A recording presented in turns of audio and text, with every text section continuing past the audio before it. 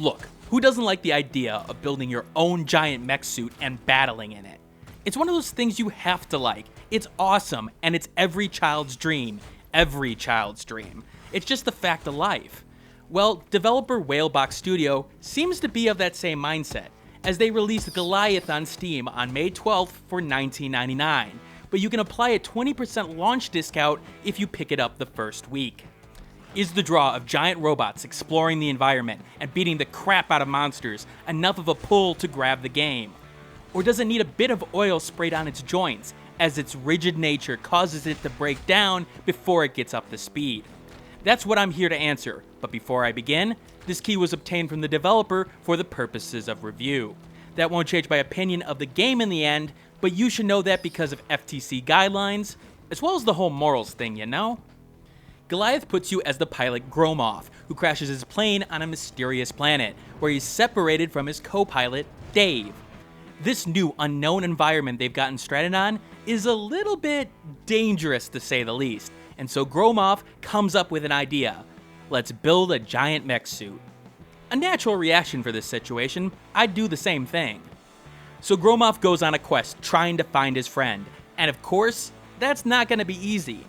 You basically travel from faction to faction, from shaman foxes to ogres to golems, as you get one step closer to your friend by helping them out with odds and ends. These missions range from disabling a weapon from a rival faction to getting into drinking contests. You know, the usual. The writing is a bit of a mixed bag. On one hand, topic-wise, the game is a bit on the loose side, and it's got some good humor to it at times. It uses the meta of the quest that it gives to joke around at its own expense. Those jokes can miss, however, they never miss in a cringe-worthy way. It's not the main focus of the game, but it does help to move things along, considering the length of the quest that you'll go on. It's just the level of writing and its natural flow that doesn't work as well. A good amount of this may be due to the localization. From the writing, I was able to recognize that the developers were not United States based. In fact, they are from Siberia, and it shows in some of the awkward wording at times. Now, it's not Google Translate bad, but it's definitely something that the game can improve on going forward. But where the game gets into its groove is in its gameplay, when you're exploring the environment, gathering resources, and completing quests.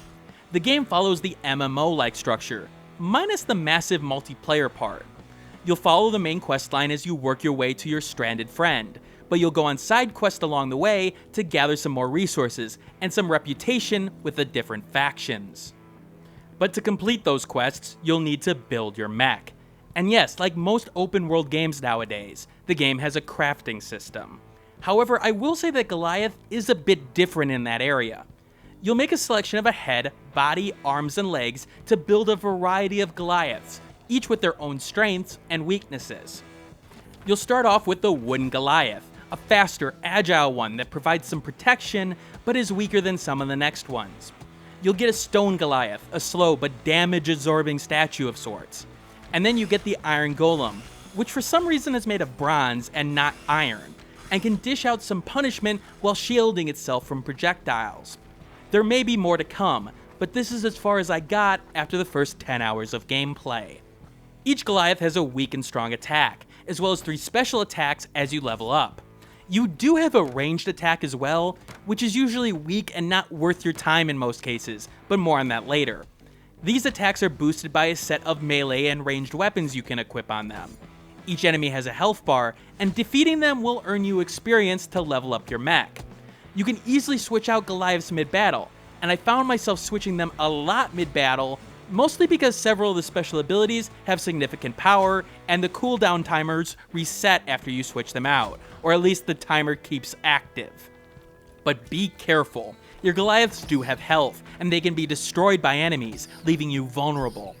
I do like this feature. It punishes you for not paying attention to your health, and may force you to go back to do repairs if a certain Goliath goes down. If you got no Goliaths to change into, that leaves you on foot. You could fire a gun and turn invisible in this form, but you really don't want to be caught without a Goliath at any point. Hell, I didn't want to be caught without my wood Goliath, just from a speed purpose in traversing the map. Slight side note here though, you'll get slightly annoyed as when a Goliath is defeated, the weapons it had equipped are now in your inventory. That got annoying to re-equip every time. Difficulty-wise, the game isn't that hard as long as you do two things. 1, don't rush and be underleveled, and 2, have repair kits on hand for your Goliaths. It's rather easy to get a ton of them through shops and the gold you collect, and they're insta-use. The enemies you face aren't complicated. Combat is simple with a couple of abilities, at least on the surface. It's enjoyable, but there's no advanced tactics here. It's your basic action RPG formula with just a couple of mechanics on top of it. Enemy variety is alright. You'll start to see the same variations through the first several hours, and you'll be wishing for something different. However, what I found more interesting was that the elemental golem weaknesses seem to really come into play here. You really did need to be balanced, as certain enemies would get ripped apart with the right elemental effect on your golem, but would not even register a scratch from regular damage. I actually didn't expect that, due to the inventory system itself, but more on that later. You'll also have to pay attention to the environment, as the weather can affect your Goliath in several ways. High winds may make it hard to move, while certain Goliaths may take damage from the blazing hot sun. Always keep 3 different mechs on hand, even if they are of the same class, with different part selections. The combat is semi-repetitive, but the bigger problem is that the AI is exploitable. The AI has only a basic set of pathfinding. As you can see here, they just sort of go after you in a straight line, and if there's a wall in the way, well, screw it. This is where ranged attacks can be useful, but the time you waste may not be worth it, as the damage to your Goliath is easily repairable. Controls for both the keyboard and mouse are functional, and this one will come down to personal preference. Although menu navigation and inventory management is easier with the mouse-driven menus, the camera controls with the second stick on an Xbox controller is nice to have. Either way you want to play, it's good and responsive. The game, as I mentioned, has a crafting system, although one of its annoyances in using it is that it's piecemeal. Some materials are obtained via crafting via a tent, others through the fire, and others through other buildings themselves. So you'll run back and forth between them, trying to figure out what items you need, and it just feels unnecessary. However, the customization, while basic, does the job of giving you a lot to do. Specific weapon types, spare parts for your mech, potions to boost you in battle, mines to place on the battlefield. You've got a bit to craft here based on what you want to do. What really helps this though, is that you really don't end up grinding for resources. Sure, really early on you do, but just defeating enemies in the environment and moving in the natural progression of things, you do get enough resources to get a majority of the items you need. Rarely do you have to go out and search for something specific. The best of the crafting mechanic comes down to the experimental system. You can start to customize your mech via different spare parts, and you unlock these parts by completing specific tasks, such as killing certain enemies with certain abilities. It gives you reasons to change up your gameplay, which I was always appreciating. Now with that said, you don't seem to unlock the next level until you gather all the parts for one section, and there's at least one in each Goliath that seems to be a bit harder to get. But just seeing the additional parts that you can add to your mech is rather fun, making you feel like a mad scientist. Enemy and quest progression is mostly good, but there are exceptions that stand out here and there. A grind does develop at some times, but it never got too overbearing. There's something about the mech theme that overshadows it. Yes, you'll go on similar quests to take out bosses, you'll collect specific items that you'll bring to quest bringers, etc, etc. And yet I found myself enjoying it.